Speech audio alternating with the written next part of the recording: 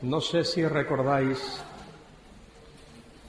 cuando tuvimos nuestra primera sesión de estudios, lo que dije respecto al estudio de este tema. ¿Alguien se recuerda lo que dije? No hay enunciado ningún tema, ¿no? No, todavía no. Estoy recordando lo que vimos hace una semana. Sí, el primer día dije que la razón por la cual estudiamos esto, porque algunos dicen, bueno, ¿por qué no, entiendes, estudiar otras cosas? ¿Por qué invertir tiempo en esto? ¿Por qué invertir tiempo en esto? Muy bien, muy importante. Estudiamos esto porque esto nos desafía y nos obliga a vivir en santidad, que es una de las cosas que en muchos círculos evangélicos está ausente. Se le sigue dando poca atención a eso y se sigue teniendo en poco esta cuestión de vivir vidas santas delante de Dios. Muchos cristianos siguen mintiendo, robando, sí, cristianos que roban. ¿Cómo es eso? Sí. Si tú trabajas en una empresa y te has comprometido a trabajar 8 horas al día y solo trabajas 7 y la otra hora te la pasas jugando, tonteando, bromeando, le has robado 1 hora a la empresa. Si debes de comenzar a las 8 y comienzas a las 8:10, esa mañana le robaste 10 minutos y es así. Hombre, pero eso es una exageración, que no es exageración. No sé si en alguna ocasión en esta congregación, cuando he tenido el privilegio de predicar, he contado una historia, no una anécdota, una historia tan real, tan verídica como la voy a mencionar ahora. Tengo un libro en mi biblioteca que se llama El hombre de negocios cristiano. Está en inglés. The Christian Businessman. El autor se llamaba, está con el Señor ya, John E. Mitchell. Era el presidente de una empresa grande en la ciudad de Dallas. Era un hombre cristiano. Era miembro de una iglesia presbiteriana muy conservadora en la ciudad de Dallas. Y allí trabajaban sus hermanos, sus sobrinos. Y este hombre, como un acto de bondad, daba trabajo, empleo, a estudiantes del seminario de Dallas, del cual yo era uno. Y la idea era esta, el plan era este: cuando tengáis el horario de clases ya establecido, venís aquí y decís a esta persona encargada, puedo trabajar 2 horas el lunes, 2 el martes, 3 el jueves y así hasta completar un número de horas para ayudarte a tus gastos. El salario era igual que a los demás empleados. Yo trabajé allí 4 años y medio. Allí. Todavía llevo las marcas en los dedos porque era una fábrica de maquinarias pesadas. Se trabajaba con unas planchas de acero pesadas. Y había un estudiante, hubo un estudiante en el seminario que tenía un turno de noche. Él estudiaba por el día y había un turno de noche. Se suponía que a las 6 de la tarde por ahí, él fuese a trabajar. Había un reloj, una tarjeta, tú cogías la tarjeta y la marcabas. Cuando entrabas, a las 8, a las 6, a la hora que fuese, marcabas. Y a la hora de terminar tu trabajo, marcabas tu salida. Este joven estaba preparándose para ser pastor de una iglesia, para enseñar la Biblia a los miembros de su iglesia. Pero por 4 años este joven marcaba su tarjeta, trabajaba media hora, saltaba una verja y se iba a casa a estudiar. Cuando faltaba media hora para terminar, volvía, hacía el recorrido al revés, saltaba la verja, trabajaba media hora, marcaba la tarjeta, y eso lo hizo por 4 años. Estudiante de teología, preparándose para ser pastor de una iglesia. Se graduó del seminario, le dieron su diploma, máster en teología. Se fue por allá por un sitio a pastorear una iglesia. Comenzó a predicar. A los pocos meses no podía predicar. Su conciencia lo acusaba. No podía decirle a la gente que fuesen buenos, serios, honestos, cumplidores. Él no lo había sido. Esto está en ese libro y le escribió una carta al señor Mitchell. Mi nombre es fulano de tal. Fui estudiante del seminario en Dallas en estos años.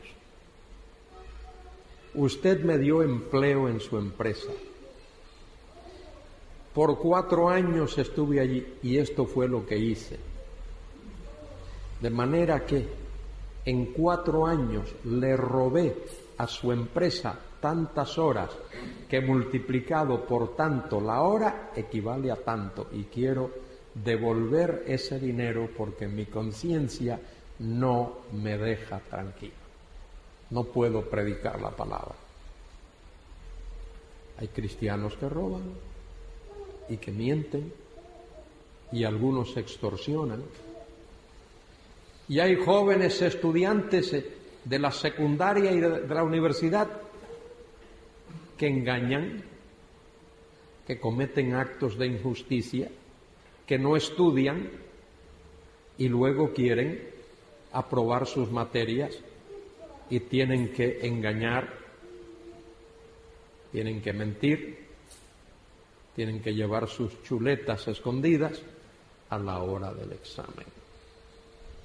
Acabo de leer en un periódico norteamericano el caso de una persona muy rica, miembro de una familia que tiene dinero para llenar esto aquí. Y esta persona se matriculó en una universidad y le pagó $20,000, unos 16,000 euros, a una persona para que le hiciese todos los trabajos escritos, todas las tareas. Por 4 años esta persona estuvo haciéndolo. Y ahora recientemente esta persona que recibió ese dinero en un programa de televisión denunció eso. Y la persona tuvo que devolver el título a la universidad. Bien hecho. Bien hecho.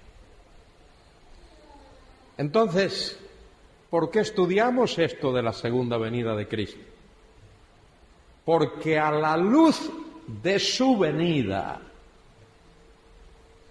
y frente a la realidad de que todo lo que tenemos aquí en este mundo va a disolverse, dice Pedro, segunda de Pedro 3, 10 en adelante, ¿cómo no nos conviene, es propio, tener una santa manera de vivir? Y San Juan dice que todo el que tiene esta esperanza en Él se purifica, como Él es puro, se santifica como Él es santo. Y Pablo habla de la corona de justicia que el Señor, juez justo, dice Pablo, me dará a mí, y no solo a mí, sino a todos aquellos que aman su venida. Y como cristianos tenemos que vivir a la luz de la realidad de que Cristo viene y que tenemos que dar cuentas a Él por lo que hayamos hecho en el cuerpo. 2 Corintios 5:10, sea bueno o sea malo, porque cada uno dará a Dios razón de sí. Papá no va a responder por el hijo, ni por la hija, ni por la esposa. Cada cual, cada uno, dará a Dios razón de sí. Es importante entonces entender eso. Y nosotros los predicadores tenemos una tremenda responsabilidad. Tenemos una tremenda responsabilidad. Poner nuestras prioridades en orden y nuestros compromisos en orden. Le digo a mi familia, ellos lo saben. En mi vida tengo 3 prioridades, 3 compromisos que están por encima de todos los demás. Dios primero, su palabra y su iglesia. Esos son mis 3 compromisos. Todo lo demás está supeditado a eso. Primero Dios, luego su palabra y su iglesia. Y no desprecio en lo más mínimo a mi familia, los amo a todos, los quiero muchísimo, nos hemos sacrificado por ellos, pero Dios está primero, y su palabra y su iglesia. Y os voy a decir algo más.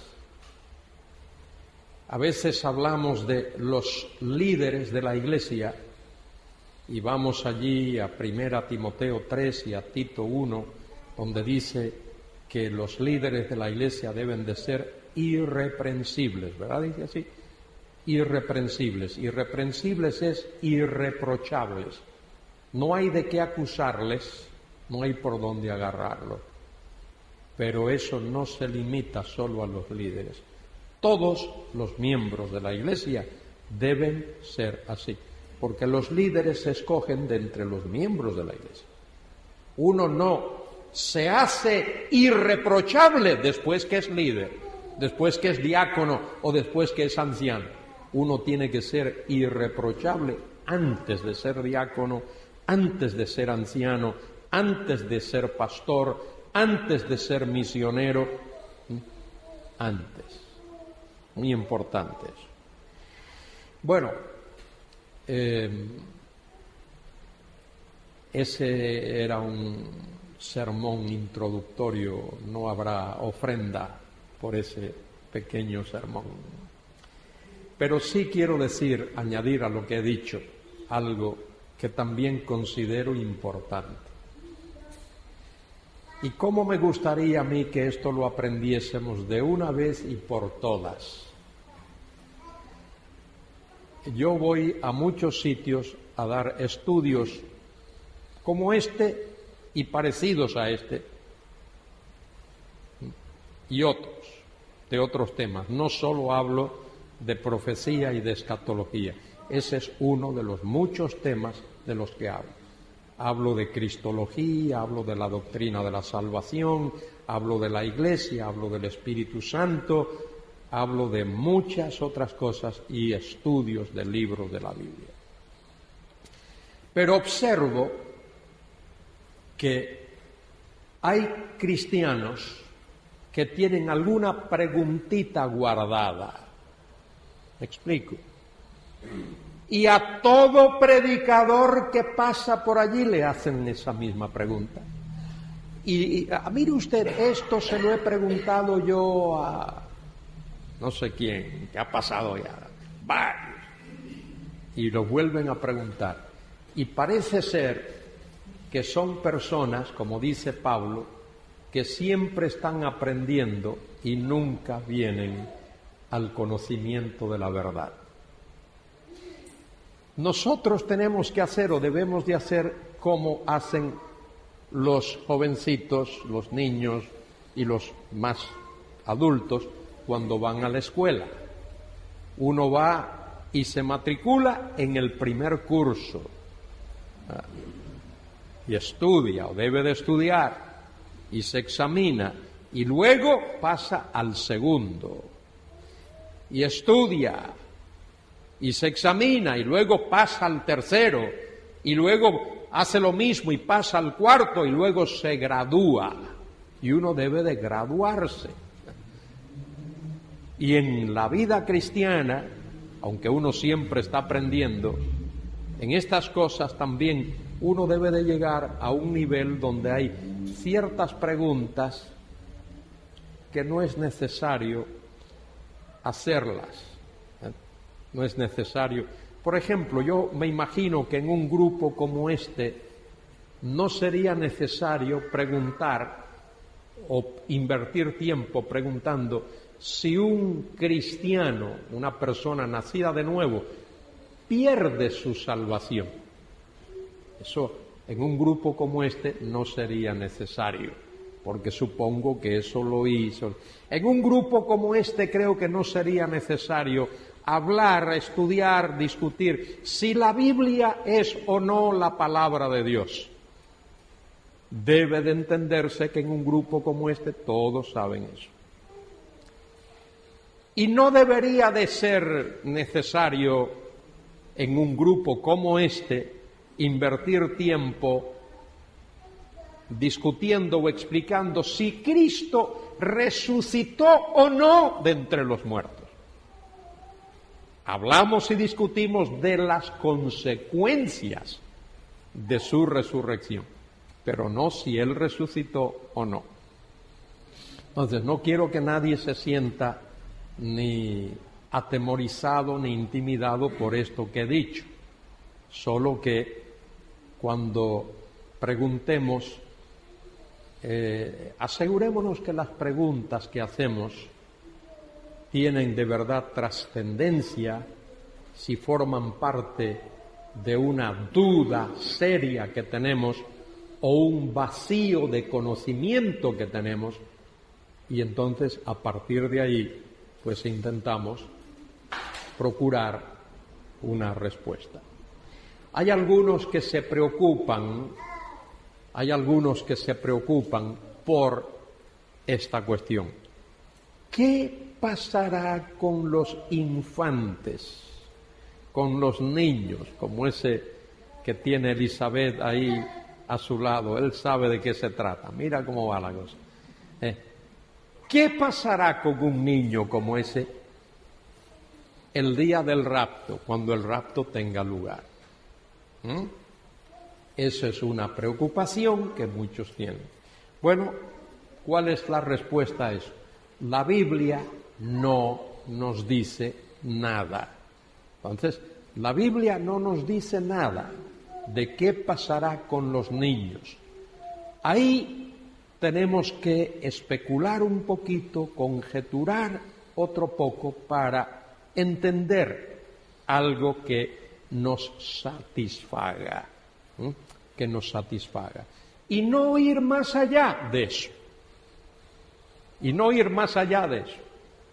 En cierta ocasión Cristo dijo: dejad a los niños venir a mí, porque de los tales es el reino de los cielos. De manera que, como estamos aquí especulando respecto de esto, yo os voy a decir cuál es mi especulación, y no tengo ningún versículo de la Biblia que dar. No tengo ningún versículo de la Biblia que dar. Mi especulación es que los niños, hijos de padres creyentes que no han llegado a esa edad de conocimiento cuando ellos pueden decidir, cuando no son capaces de decidir, hacer una decisión, esos niños serán arrebatados cuando el rapto tenga lugar. Creo que los hijos de padres no cristianos que se han de quedar en la tierra después del rapto, esos se van a quedar con sus padres. Esos se van a quedar con sus padres. Y van a experimentar lo mismo que van a experimentar sus padres. Creo que la muerte de Cristo en la cruz del Calvario incluye esa expiación de Cristo en la cruz, incluye a esos niños, hijos de padres creyentes, que todavía no han llegado a lo que se llama la edad de responsabilidad. Es más, creo que la expiación incluye también a aquellos que han nacido sin la capacidad de creer, personas discapacitadas, no tienen la capacidad mental para creer, esos minusválidos profundos que no tienen la capacidad de creer. Creo que esos están incluidos en la expiación que Cristo obró en la cruz del Calvario. De manera que no tengo versículo, no tengo pasaje de la Biblia, pero mi intuición y lo que leo de las Escrituras, lo que he leído, me lleva a pensar así.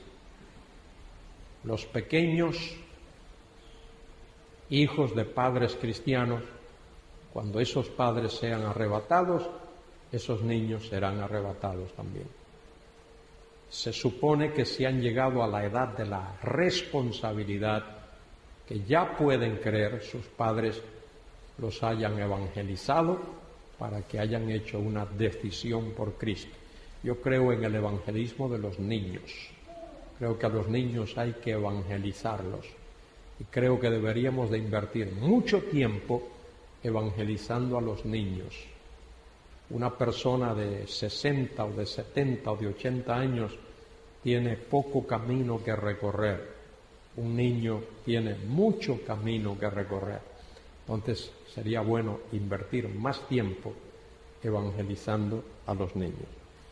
Como lo que he dado es una opinión y es una conjetura, aquí otros pueden tener su opinión y su conjetura.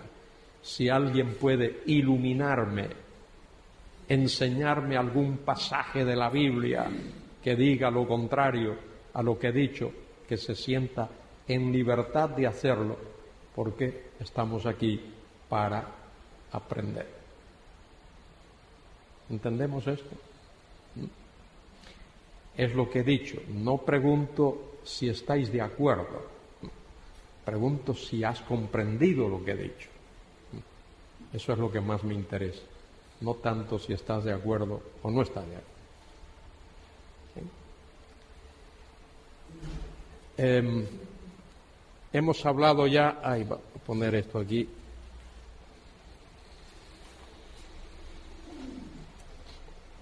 Hemos hablado del tema del rapto de la Iglesia esto que he dicho añade un poquito. Hoy nos corresponde primordialmente hablar del milenio, del reino del Mesías, del reino del Mesías.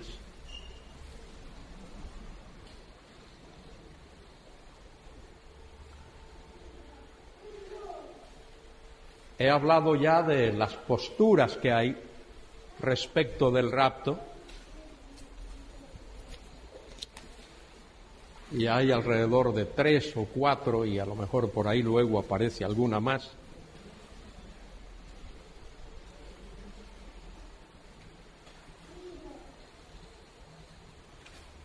Hay algunos que creen en un rapto parcial, que solo los buenos cristianos serán arrebatados, solo aquellos que están en comunión con el Señor. A eso se le llama arrebatamiento parcial. Y hay otros que creen en un rapto postribulacional, ya lo he explicado. Creen que la Iglesia pasará por la tribulación. Y expliqué anoche que hay 2 razones fundamentales de por qué estos que creen así lo creen. Una es una cuestión de hermenéutica, de interpretación, y principalmente gira alrededor de la cuestión del tema importantísimo que es confundir Israel con la Iglesia. La pregunta es, ¿pasará Israel por la gran tribulación? ¿Sí o no? La respuesta es sí. Entonces, si tú crees que la Iglesia es Israel, entonces vas a decir que la Iglesia va a pasar por la gran tribulación.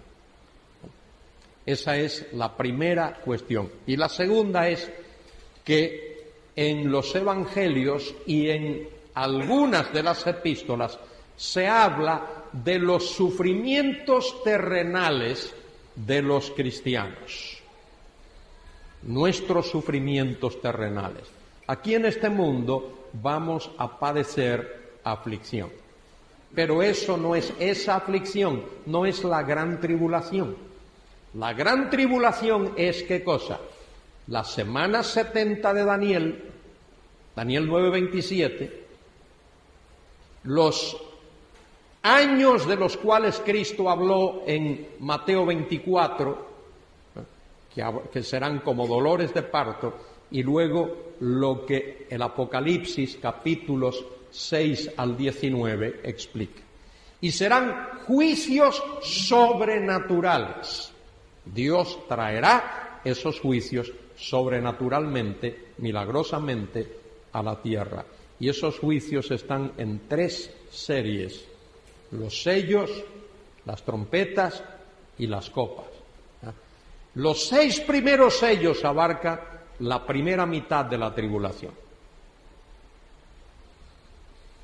El 7º sello, dentro del cual están las 7 trompetas, eso abarca casi la segunda mitad de la tribulación, es decir, casi los 3 años y medio finales. Solo que la 7ª trompeta contiene las 7 copas, de manera que las 7 trompetas abarca, en lo que respecta a la tribulación, por lo menos 3 años de la segunda mitad de la tribulación. Y luego la 7ª trompeta, dentro de la cual están las 7 copas, ese último tiempo, esa última etapa, tiene que ver con los juicios que acompañarán a Cristo en su venida. Y esto debemos de predicarlo. Ahora debemos de predicarlo y advertirle a la gente. Cuando el Señor Jesucristo venga a la tierra, Él vendrá majestuosamente como Rey de Reyes, Señor de Señores, y esa segunda venida vendrá acompañada de juicios. Su segunda venida no será para nada como la primera. La primera venida Él vino para salvar. La segunda venida viene para juzgar. El Hijo del Hombre vino a buscar y a salvar lo que se había perdido. Lucas 19:10. Y dice allí en San Juan 3, como Moisés levantó la serpiente en el desierto, así es necesario que el Hijo del Hombre sea levantado, para que todo aquel que en él cree no se pierda, mas tenga vida eterna. Porque no envió Dios a su Hijo al mundo para condenar al mundo, sino para que el mundo sea salvo por él. De manera que él vino la primera vez para salvar, la segunda vez viene a juzgar. No vendrá a salvar, vendrá a juzgar. Y esos juicios de las copas acompañan a Cristo en su segunda venida. Algunos creen que el arrebatamiento será parcial, otros creen que será después de la tribulación, pero hay unos que creen que será en medio de la tribulación. Esta interpretación tiene como base el hecho de creer que los 3 primeros años y medio de la tribulación son de paz. Paz. Y entonces, como son de paz, solo la tribulación será los 3 años y medio siguientes. Pero Apocalipsis 6:8 dice que la 4ª parte de los habitantes de la tierra mueren como resultado de los juicios de la primera mitad de la tribulación. Y a mí me parece que la muerte de la 4ª parte de los habitantes de la tierra no indica que sea un periodo de paz de ninguna manera. Y la postura pretribulacional es la que me adhiero yo, es la que presenta Pentecoste en su libro Eventos del Porvenir, y es la que enseña el doctor Walvoord en sus libros, Ryrie y otros. Ahí está. Entre paréntesis, el título Eventos del Porvenir no es un buen título. No, gramaticalmente, aquí hay personas que saben mucho más de gramática que yo. Pero la palabra eventos significa algo incierto, algo que puede suceder o que no puede suceder. Tal vez los acontecimientos que están por venir, los sucesos que están por venir, las cosas que están por venir, sería un mejor título que eventos del porvenir. Solo una observación para los que les gusta el estudio de la gramática y lo ven así. Vamos a ver, el milenio, este es el tema concreto que nos toca hoy, lo otro ya lo habíamos visto. El milenio y la segunda venida de Cristo. Hay 3 posturas clásicas respecto de esto: el premilenarismo, amilenarismo y postmilenarismo.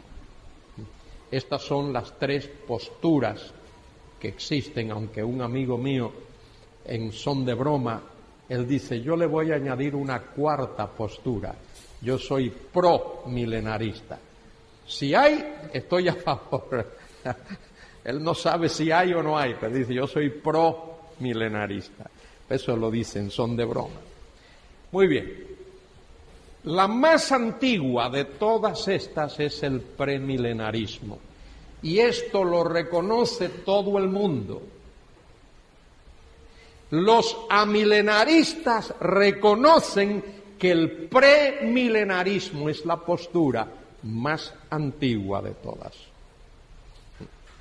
Es la postura de Papias, y es la postura de Cipriano, y es la postura de Tertuliano, y todos los que vivieron en el siglo II y en el siglo III, con muy poquitas excepciones. Por ejemplo, Orígenes vivió entre el siglo II y el siglo III y él sentó las bases, aunque uno no puede decir que él fundó el amilenarismo, pero sí fundó las bases hermenéuticas para el amilenarismo. ¿Qué pasa con esto de premilenarismo? No quiero ser muy técnico aquí.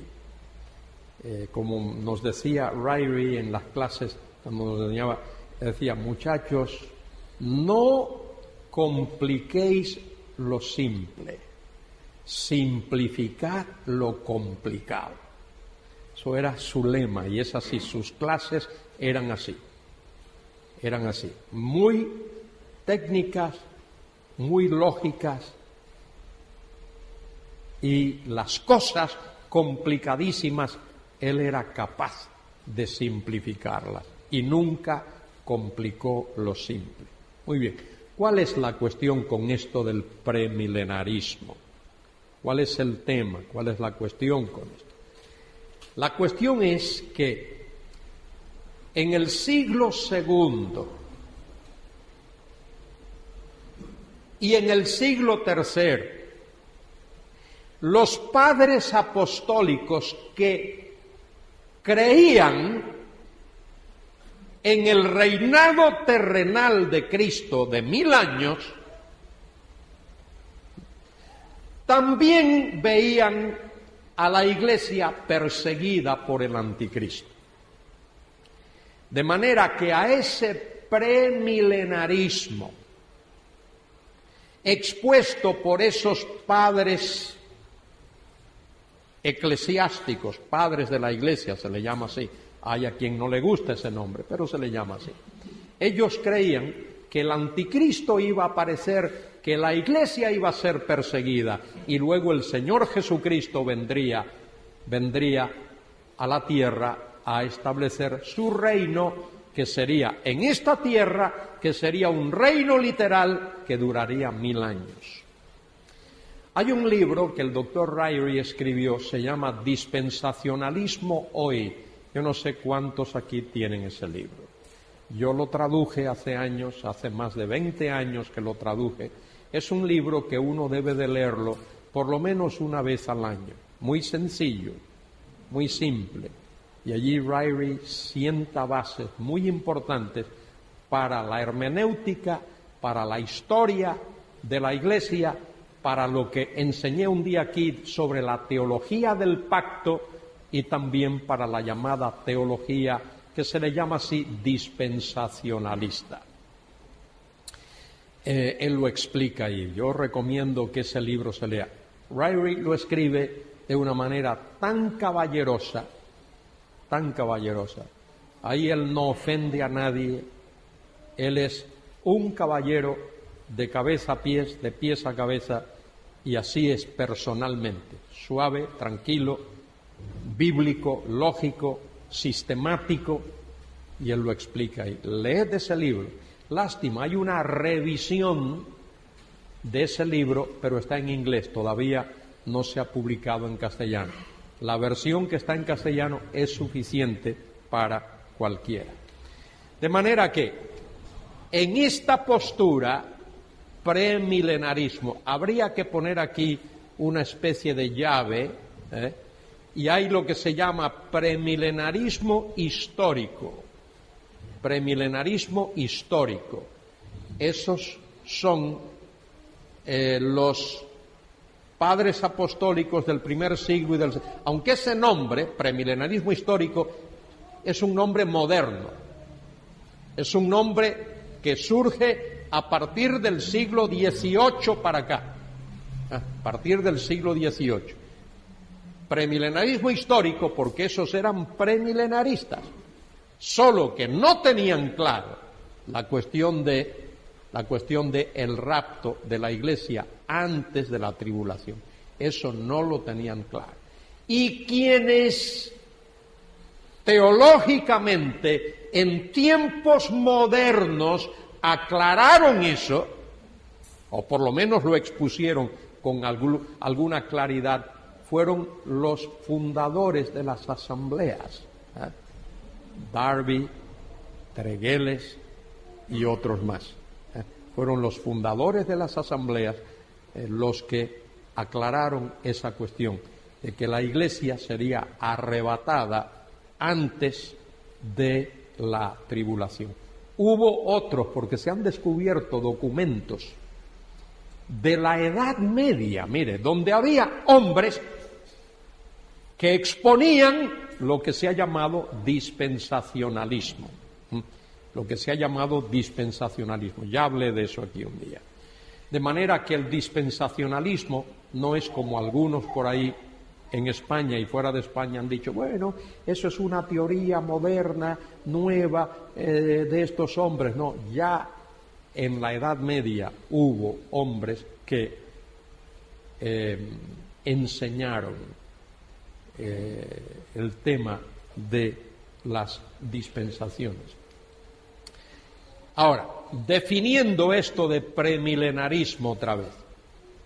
Premilenarismo es la postura que dice que Cristo viene personalmente a inaugurar su reino terrenal. Que ese reino, además de ser terrenal, además de ser en la tierra, durará 1000 años. Durará 1000 años. Bien. Esa postura se basa en una hermenéutica literal, normal, histórico-gramatical, llana, como mencioné anoche. Luego está esta segunda postura que se llama amilenarismo. Y la mayoría de los teólogos entiende que el fundador, el padre de esa postura, fue San Agustín de Hipona, que vivió en la segunda mitad del siglo V y principios del siglo V, 430 por ahí en adelante, San Agustín. Él dio la base, que la tomó de Orígenes, pero sistematizó esa cuestión. Aunque San Agustín no estaba del todo claro en eso, porque mire, San Agustín creía que el reino del Señor, que iba a durar 1000 años, solo que él puso fechas, por ejemplo, previo a la caída del Imperio Romano y luego contar 1000 años hasta llegar al, 1200 y no sé qué.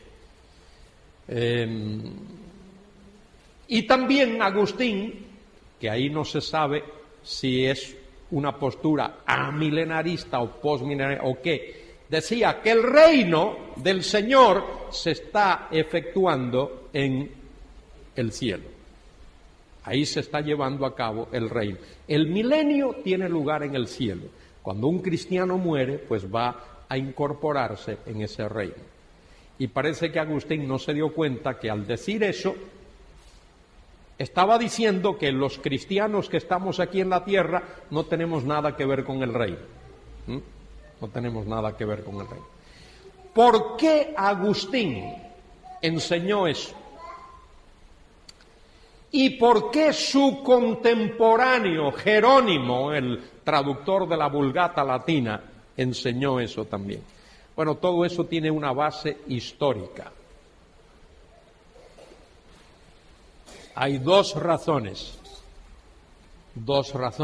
por las que San Agustín y Jerónimo enseñaron eso. A ambos les parecía que el reino era demasiado judaico y ambos tenían un poco de mal adversión, sentimientos negativos hacia el judío. De manera que veían el reino como algo muy judaico. Esa era una razón. Otra razón más que exponen, por ejemplo, Jerónimo lo expone y Agustín también, decían que el reino, tal como se presentaba, era muy carnal, muy terrenal y poco espiritual, porque ellos enfatizaban el aspecto espiritual del reino. Sin embargo, cuando uno lee los pasajes que hablan del reino, uno ve que hay ambas cosas. Hay un aspecto que es terrenal, propio, porque el reino será en la tierra, pero hay otro aspecto que es espiritual. El reino tiene mucho, pero mucho de espiritual. Y también tiene cosas también que son materiales. La cuestión es que por esa regla de 3 de San Agustín y de Jerónimo, un cristiano nunca podría ser espiritual. Pues estamos en el cuerpo, comemos, bebemos, dormimos, hacemos cosas que tienen que ver con nuestra vida física, trabajamos, pero la Biblia habla de que un cristiano debe ser una persona espiritual. Y ahí San Agustín y Jerónimo, honestamente, estaban confundidos. De cualquier manera, el amilenarismo, tal como se conoce hoy, tiene sus raíces, tiene sus fuentes en San Agustín de Hipona. Gran teólogo, hizo muchas cosas buenas para la Iglesia, sus obras buenísimas, muchos aspectos de su teología, pero en este aspecto ahí no aplicó la hermenéutica. Es interesante que San Agustín escribió un tratado de hermenéutica, un libro de texto de hermenéutica, en el que hace énfasis en que la hermenéutica, la interpretación de la Biblia, debe ser literal, normal, llana, como lo he dicho aquí, solo que él no lo aplicó. Él escribió eso, pero se saltó todas las normas que él mismo había puesto. Muy bien, vamos a ver aquí un poquito, esto tiene su historia, el amilenarismo. Todos los historiadores, cuando digo todos, a lo mejor hay alguna excepción, esos adverbios no son buenos usarlos. La gran mayoría de los historiadores reconocen que hubo un cisma a partir de San Agustín. Después de la muerte de San Agustín hubo un vacío, un gran vacío teológico, hubo un gran vacío exegético, hubo un gran vacío en el estudio de las Escrituras. Con San Agustín, cuando él muere, ahí se queda estancada bastante el estudio de la teología. En el año 476 tiene lugar la caída del Imperio Romano. El Imperio Romano cae en el año 476. Hay un vacío de poder a causa de que ya no hay un emperador allí. Y comienza en ese año, 476, la llamada Edad Media, el feudalismo, los señores feudales, por todo lo que antes fue el Imperio Romano. Y en el año 600, Gregorio I el Grande es elegido Papa en Roma y se ve que hay una decadencia otra vez en el estudio serio de las Escrituras. En el año 1000 hay dos cosas que comienzan, muy importantes. Las cruzadas, período de las cruzadas, recuperar los lugares sagrados que los musulmanes habían capturado, y el movimiento de las universidades. Se fundan las primeras universidades, Bolonia, París, Montpellier, una serie de universidades en Europa.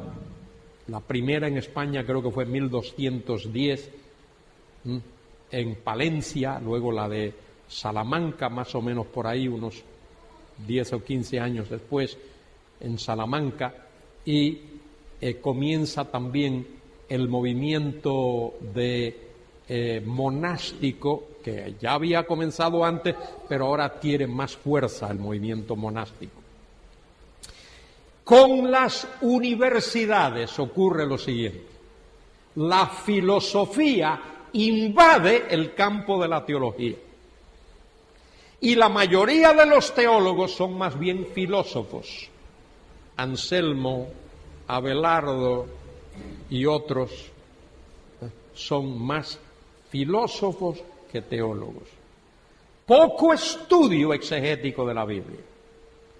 Y luego viene el período del Renacimiento, 1350, en que el humanismo comienza a meterse también, tomar auge en la vida de la Iglesia, el humanismo, la cultura, la pintura, la escultura, la literatura, todo eso, y un abandono tremendo de el estudio de las Escrituras hasta los prerreformadores.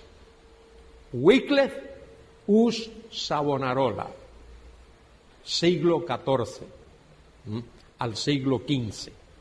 Siglo XIV, finales del siglo XIV al siglo XV.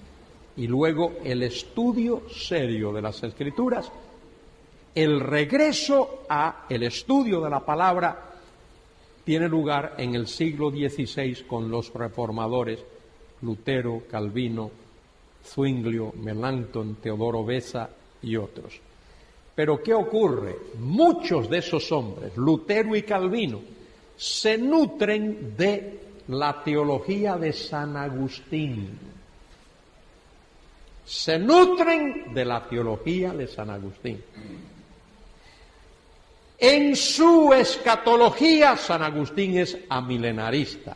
Lutero adopta lo mismo, y Calvino adopta lo mismo.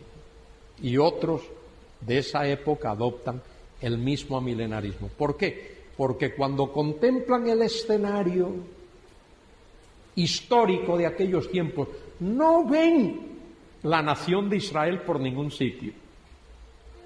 No existe la nación de Israel. La nación de Israel se ha esparcido por el mundo. Y ellos leen el Antiguo Testamento, leen las promesas de Dios de un reino y dicen, este reino tiene que cumplirse. Creían en el cumplimiento de ese reino, pero no veían una iglesia, no veían una nación de Israel en la que ese reino pudiese cumplirse. Solo veían la iglesia y dicen, esas promesas se han de cumplir en la iglesia, y por eso ellos adoptan el amilenarismo. Lutero y Calvino y los reformadores. Solo los anabautistas, que era un grupo, llamémosle rebelde de aquellos tiempos, creían en un premilenarismo más o menos como el que nosotros creemos. Los grandes teólogos que nosotros conocemos hoy día, teólogos de ese periodo del siglo XIX, eran amilenaristas o postmilenaristas. Grandes teólogos. Luis Berkhof, por ejemplo, amilenarista. Charles Hodge, postmilenarista. Grandes teólogos que vivieron en un periodo crítico del estudio de la Biblia. Y luego el postmilenarismo. El postmilenarismo nace de una especie de entusiasmo. Nace en el siglo XVII y luego adquiere fuerza, casi que desaparece, y luego vuelve otra vez en el siglo XVIII, siglo XIX, vuelve a a surgir el postmilenarismo, que es, ya lo expliqué ayer anoche, la creencia de que la Iglesia va a evangelizar al mundo. La Iglesia va a predicar el Evangelio y el mundo se va a convertir. Y esa conversión del mundo será el milenio, que tendrá una duración indefinida. No se sabe cuánto tiempo va a durar. Y luego, después de ese periodo de paz, Cristo viene a la tierra. Y no sé cuál será el propósito. Supongo que Él vendrá a establecer la eternidad. Lo mismo que con el amilenarista. El amilenarista cree que Cristo va a venir a la tierra. Hablo del amilenarista ortodoxo, el amilenarista que cree la Biblia. Cree que habrá una segunda venida de Cristo a la tierra. ¿Pero para qué será? Para implantar la eternidad. Y esa es una gran diferencia entre el amilenarista y el premilenarista. Y también entre el postmilenarista y el premilenarista. El premilenarista cree que Cristo viene a la tierra a fundar, a establecer su reino, que ese reino será un reino terrenal, en el cual Cristo va a regir las naciones de la tierra con vara de hierro, como dice la Escritura. Y en esta tierra habrá paz, que nunca la ha habido. En esta tierra habrá justicia, que nunca la ha habido. En esta tierra habrá santidad, que nunca la ha habido. En esta tierra se manifestará la gloria de Dios, como dice Habacuc 2:14, como las aguas cubren el mar, y como dice Isaías 11:9. Bueno, esas son las tres posturas. Hablé también de la resurrección y luego habrá juicios relacionados con esa segunda venida de Cristo. Habrá un juicio de la nación de Israel en el valle de Josafat. Y habrá juicios sobre las naciones gentiles. No como naciones, en otras palabras, Dios no va a juzgar a España y a Alemania y a Francia y a Italia y a Sudáfrica, no, o Canadá o Estados Unidos. Dios va a juzgar a personas. Me explico. Dice, juicio de las naciones, es que ahí se traduce la palabra griega y la palabra hebrea como naciones, pero lo que quiere decir es gentiles. Gentiles. Son gentiles. Dios va a juzgar a la nación de Israel y Dios va a juzgar a los gentiles. Dios va a purificar la nación de Israel. Por eso la hace pasar por la gran tribulación. Ese será el juicio de la nación de Israel en ese periodo. Las persecuciones del anticristo. Y luego, cuando el Señor venga a la tierra, Él va a juzgar a los gentiles. Y luego habrá un juicio final, que ya hablé anoche respecto de ese juicio final.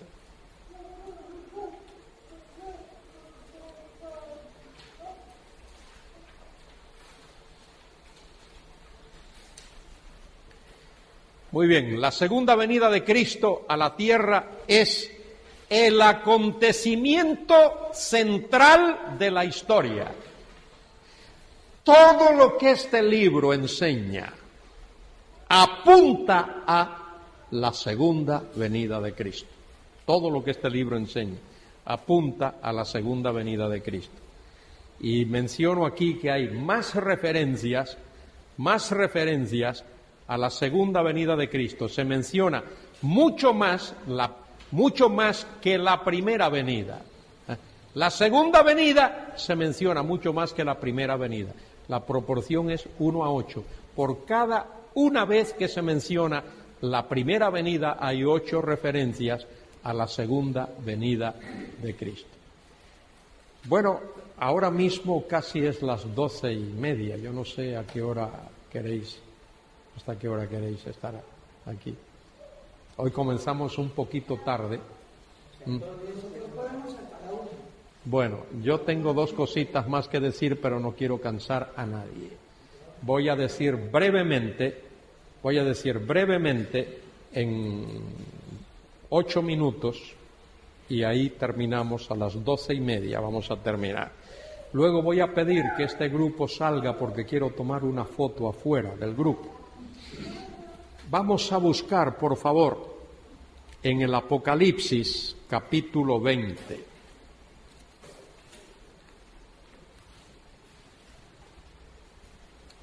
Apocalipsis, capítulo 20. No es bueno, hermanos míos, no es bueno cuando uno toma una postura o tiene una postura teológica, bíblica, no es bueno que uno ridiculice al que tiene la postura contraria. Eso se ha hecho a veces. Eso no es bueno. Debemos de respetar a los que tienen una postura diferente de la nuestra, pero sí debemos señalar por qué creemos lo que creemos y por qué creemos que el que enseña o cree lo contrario está errado. Mire lo que dice Apocalipsis capítulo 20. Apocalipsis capítulo 20, en vuestras Biblias dice, vi a un ángel. Ahí los traductores de la Reina Valera omiten una conjunción. Y vi. ¿Por qué es importante esa conjunción? Porque se trata de toda una secuencia cronológica. La secuencia comienza con el versículo 11 del capítulo 19. ¿Qué dice el capítulo 11? El versículo 11 del capítulo 19. ¿Qué dice? Entonces vi. Ese entonces es una conjunción. Y vi el cielo abierto. Y luego habla. Versículo 17. Y vi a un ángel que estaba en pie. Versículo 19. Y vi a la bestia.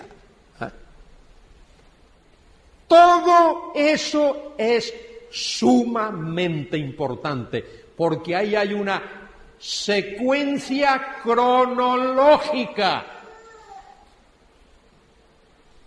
Cuando llegamos al capítulo 20, versículo 1, dice, y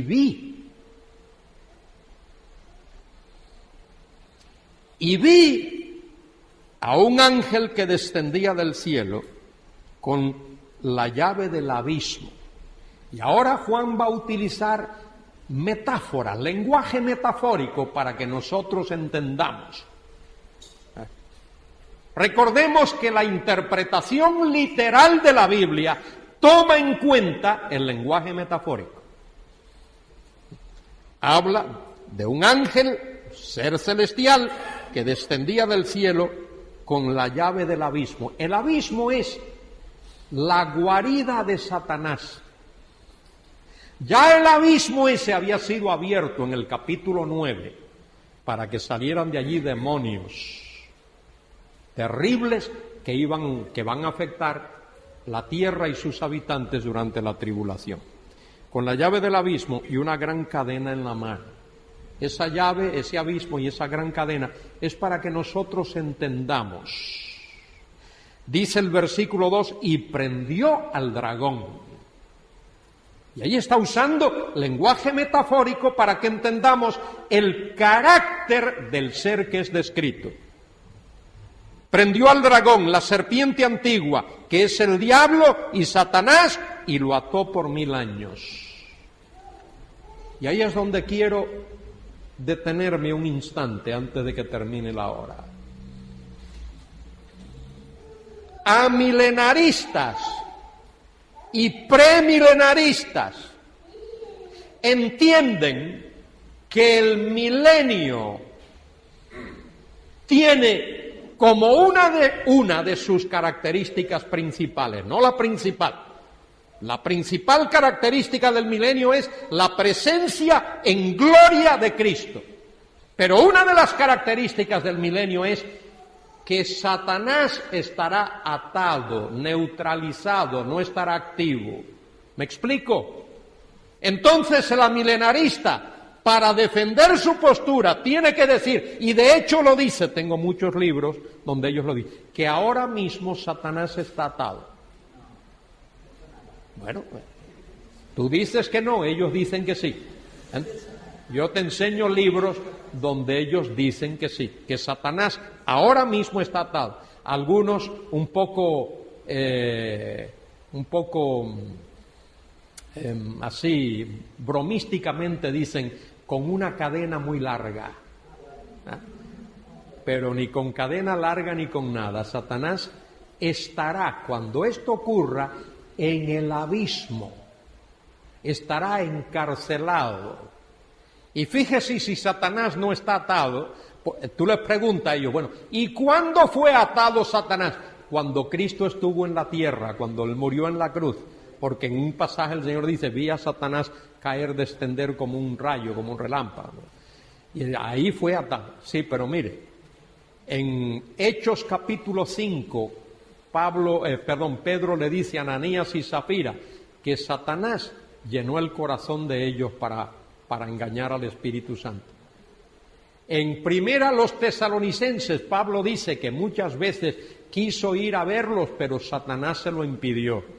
En primera de Pedro 5:8 dice que el diablo anda como león rugiente buscando a quien devorar.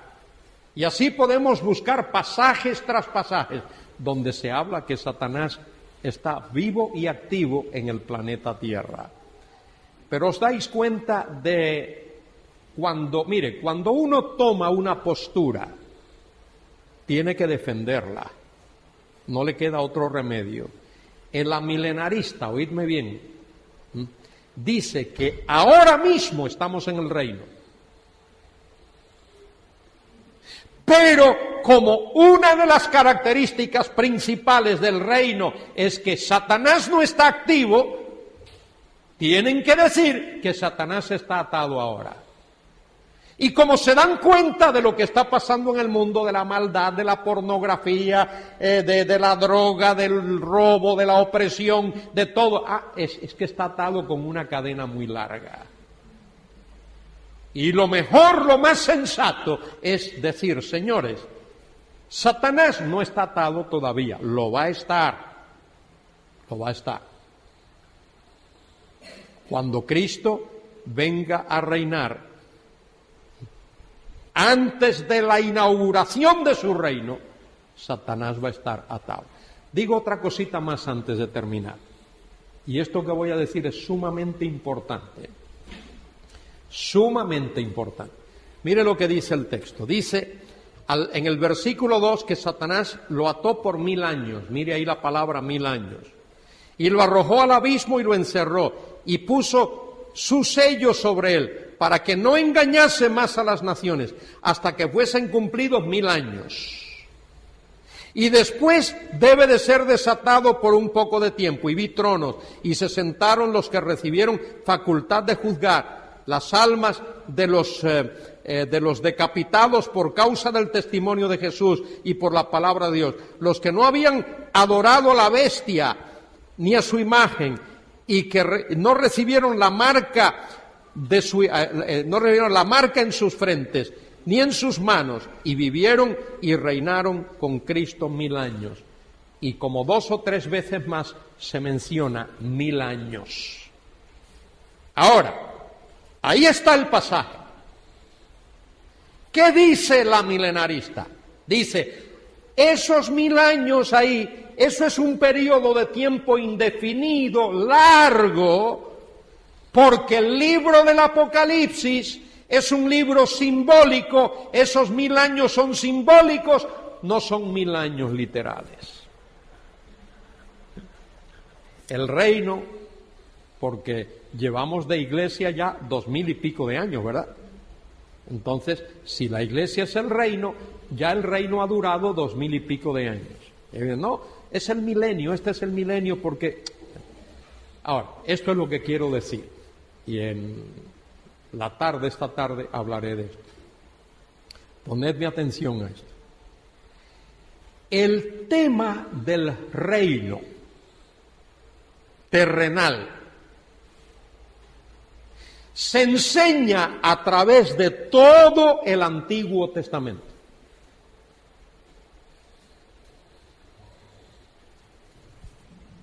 Todo el Antiguo Testamento enseña el tema del reino terrenal, de un reino terrenal, y de lo que ocurrirá, de la paz que habrá, de la felicidad que habrá, de la gloria que habrá, de la justicia que habrá. El reino, el tema del reino está arraigado en todo el Antiguo Testamento. El libro del Apocalipsis, capítulo 20, hace una contribución a esa enseñanza, entre otras, pero una contribución. Decirnos que ese reino durará 1000 años. Eso es lo que el Apocalipsis contribuye. El Apocalipsis 20 contribuye con decirnos cuánto durará esa era de gloria, de paz, de justicia, de santidad, de bendición en la tierra, cuando no habrá guerra, cuando no habrá enfermedad, cuando no habrá catástrofes, cuando el desierto florecerá como la rosa, como fue en los días de Adán y Eva. Muy importante eso que he dicho.